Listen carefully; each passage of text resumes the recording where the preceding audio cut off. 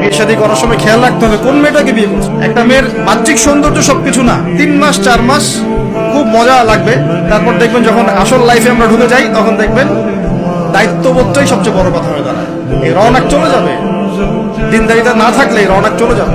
মেয়ে দিনদার কিনা এটা দেখবেন সবার আগে। দিনদার হলে যদি একটু গায়ের রং কালো হয় বিয়ে করে ফেলেন। বিয়ে তো কঠিন করে ফেলছে সমাজ, জেনা সহজ হয়ে গেছে।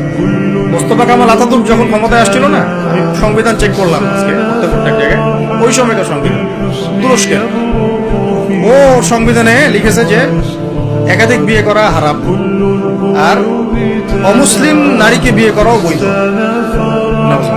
সব উল্টাই দিছে। আমাদের সমাজে এখন ওইরকম চিত্র দেখা যাচ্ছে যে আপনি 17 বছরে বিয়ে করতে পারবেন না। 17 বছরে আপনি জেনা করছেন, আল্লাহ মাফ করুন।